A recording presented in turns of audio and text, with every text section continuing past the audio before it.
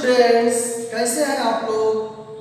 आशा करते हैं इस लॉकडाउन की स्थिति में आप घर पर स्वस्थ और सुरक्षित होंगे और ऑनलाइन माध्यम से पढ़ाई कर रहे होंगे। प्रिय विद्यार्थियों, मैं संदीप सिंह, प्रवक्ता भौतिक विज्ञान JPIC डिजिटल स्टडी के यूट्यूब चैनल पर आपका स्वागत करते हैं। प्रिय बच्चों, आज हम लोग इलेक्ट्रिक फील्ड में एक बहुत ही महत्वपूर्ण हेडिंग लेकर के पढ़ने वाले हैं, जिसका नाम है किसी बिंदु आवेश के कारण वैद्युत क्षेत्र की तीव्रता। किसी बिंदु आवेश के कारण, किसी बिंदु आवेश के कारण वैद्युत क्षेत्र की तीव्रता, इंटेंसिटी ऑफ इलेक्ट्रिक फील्ड,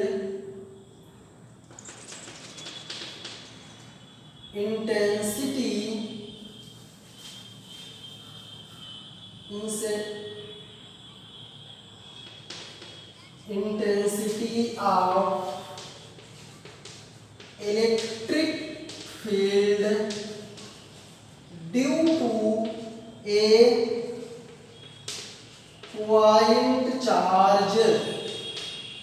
किसी बिंदु आवेश के कारण वैद्युत क्षेत्र की तीव्रता, intensity of electric field due to a point charge. प्रिय विद्यार्थियों, बहुत ही महत्वपूर्ण हेडिंग है, इसलिए बिल्कुल पूरे वीडियो को अंत तक आप देखेंगे तो पूरा कॉन्सेप्ट क्लियर हो जाएगा।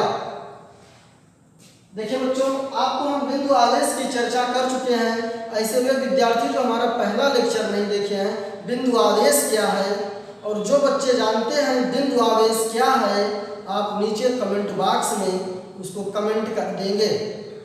देखिए बच्चों, यहाँ पर ये माना कि कोई आवेश क्यों है जहां से r दूरी पर, मान लिया कि बिंदु O पर प्लस Q चार्ज रखा गया है, r दूरी पर एक बिंदु P है जहां वैद्युत क्षेत्र की तीव्रता ज्ञात करनी है। जहां क्या ज्ञात करनी है? वैद्युत क्षेत्र की तीव्रता ज्ञात करनी है। बिंदु आवेश क्या है? प्लस Q है। आपको हम पहले लेक्चर में बताए थे कि जहां पर हमको कोई भी सूत्र का निगमन करना हो, वहां पर हम लोग एक टेस्ट चार्ज प्लस Q0 रख सकते हैं। Q0 क्या है? Q0 एक परीक्षण आवेश है, टेस्ट चार्ज है। परीक्षण आवेश एक काल्पनिक आवेश होता है, इसको कभी भी वास्तव में प्राप्त नहीं किया जा सकता है। परीक्षण आवेश का कोई अपना वैद्युत क्षेत्र नहीं होता है, इसका अपना कोई भी वैद्युत क्षेत्र नहीं होता है।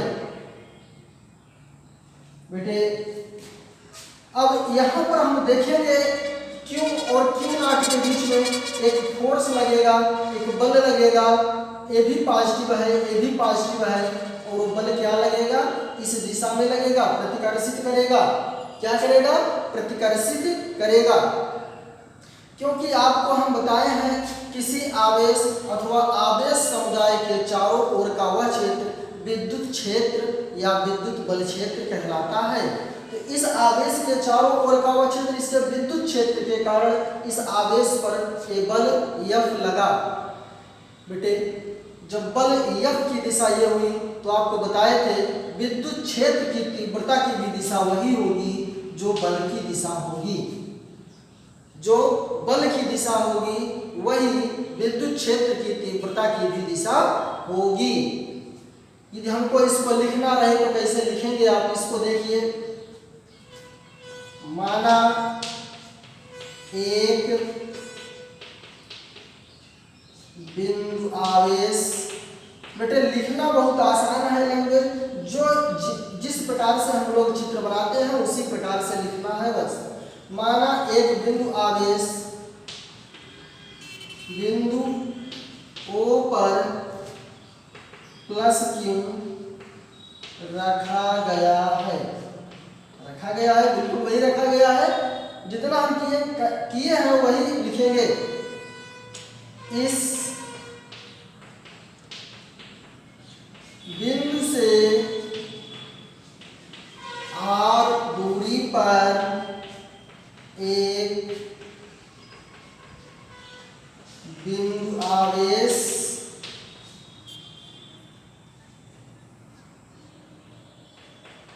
प्लस क्यू नॉट रखा गया है। यह निकाय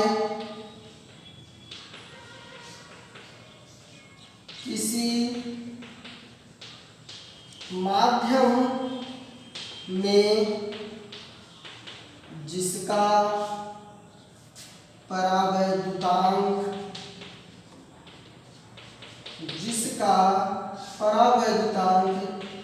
के है रखा गया है। ये आपने देख लिया। बस वही बात यहाँ पर आपको बताई गई जो आप पहले से जानते थे। अब कूलाम के नियम के अनुसार वैद्युत बल लगा, या कूलाम के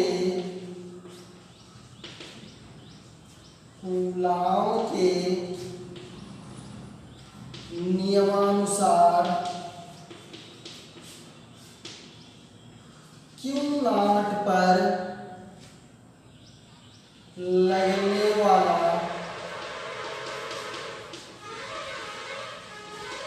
प्रतिकर्षण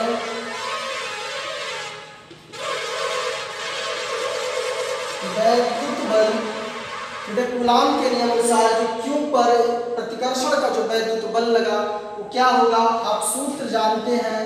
F बराबर 1/4 pi epsilon not Q1 Q2 बटे R स्क्वायर।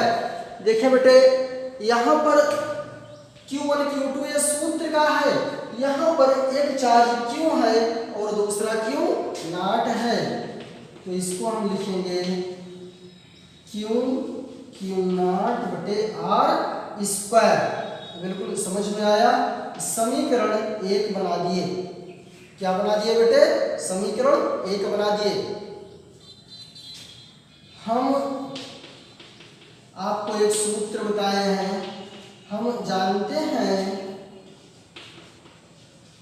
वैद्युत क्षेत्र की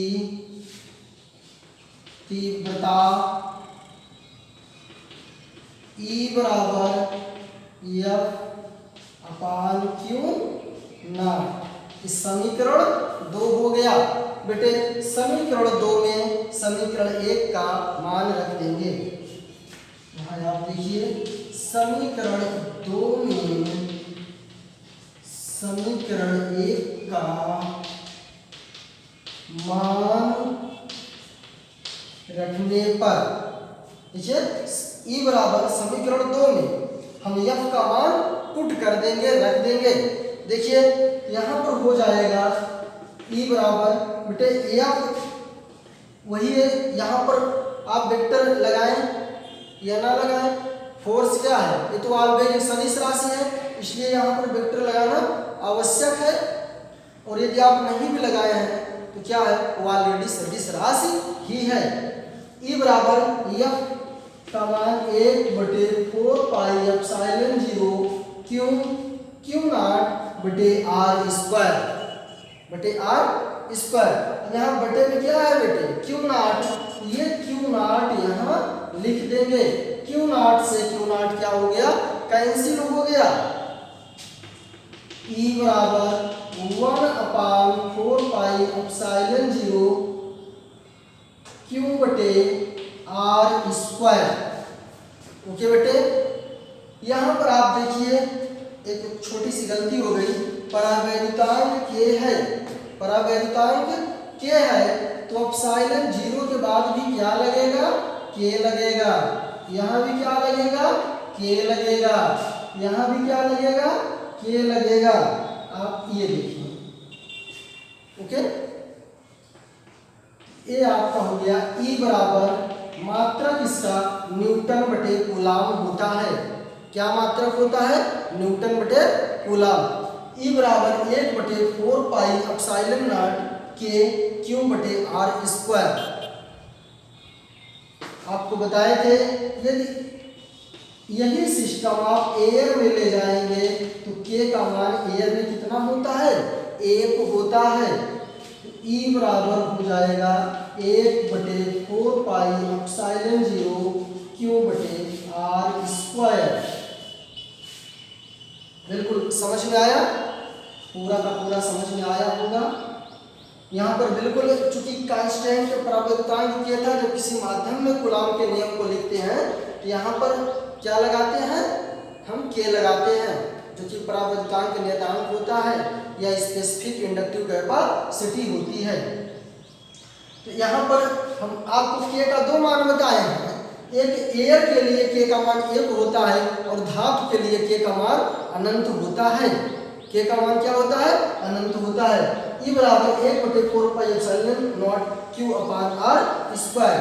बेटे यहाँ पर 1/एप्सिलॉन नॉट आप जानते हैं पहले से 9 × 10⁹ newton metre square upon coulomb square. ये मान कांस्टेंट है, ये मान यहाँ पर पुट किया जाएगा, यही मान यहाँ पर रखा जाएगा। ये बात बिल्कुल स्पष्ट हुई। अब यहाँ पर हम देखेंगे बेटे, यदि पॉजिटिव चार्ज ना होता, पॉजिटिव चार्ज ना होता, यहाँ पर निगेटिव चार्ज होता तो क्या होता, आप ये समझिए। बिल्कुल